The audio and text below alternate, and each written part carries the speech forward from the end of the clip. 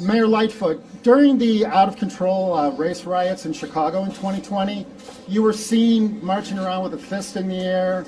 You were heard making anti-police comments. Now we have violent criminals who believe that they own the streets of Chicago. We have experienced police officers who have actual on-the-street experience arresting violent criminals, just throwing up their hands and retiring early. Is there a question, sir? Yeah. Do you feel that you are? Let's get to it. Do you feel that the citizens of Chicago who have lost faith in you are correct and that you should retire immediately?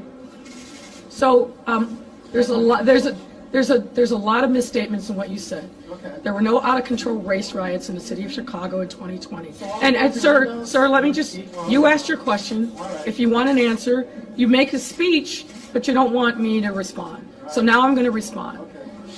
Your characterization of what happened in this city in the summer of 2020 is a gross characterization of what actually transpired. So I don't even know where to begin to start to deconstruct the myths and the facts and the outright mistruths in your statement. We had a challenging time in the summer of 2020, as did almost every city in the country.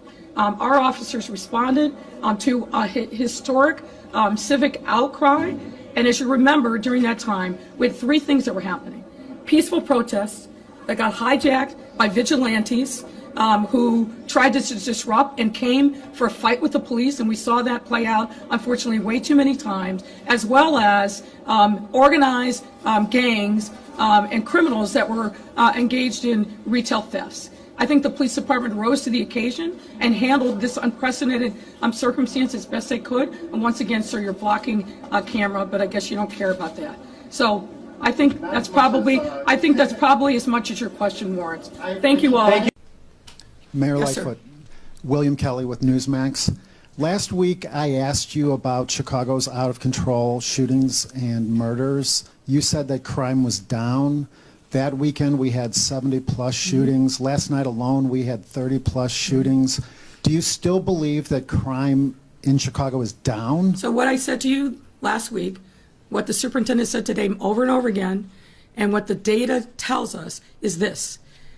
When you look at homicides and shootings from April, May, and June, we are trending downward. The premise of your question, which is it's chaos everywhere, and the fact of the matter is, sir, which you also didn't point out, but I will, so we get this straight, is that we're actually seeing a decline in homicides and shootings. Yes, sir. Sir, is anybody satisfied with where we are? No, but the data is the data, and it is absolutely trending down. And I know from my conversations with other mayors across the country, every major city in the United States since 2020 is seeing a surge in violence. But what we are seeing here in Chicago is a downward trend, both in homicides and in shooting. Again, are we satisfied? Because what you're saying is, hey, wait, there was a shooting someplace in our neighborhood. Yeah, there are shootings. But what we're seeing in the data is a year-over-year, month-over-month decline. Comparing last night's 30-plus shootings to last year when we had an out-of-control race riot in which almost every member of the city of Chicago was, in fact, a victim, seems to be playing with those numbers. You were on Chicago Tonight. You said that 99.9% of the criticism of you is because you're a black woman. How much of this do you think might have to do with the fact that you're a woman, and specifically a black woman? About 99% of it. Do you honestly believe that, considering the way the city council, the city council of Chicago is obviously made up of many black women who criticize you? Do you really believe that the criticism of you is 99.9% based on the fact that you're a black woman? So you said about 15 things, most of which were wrong. We didn't have race riots last summer. It was 100%. No. I know you have political aspirations. I know those political aspirations haven't been fulfilled. You're a failed political candidate over and over again. But what you don't have the right to do is make up facts. We did not have race riots in our city last year.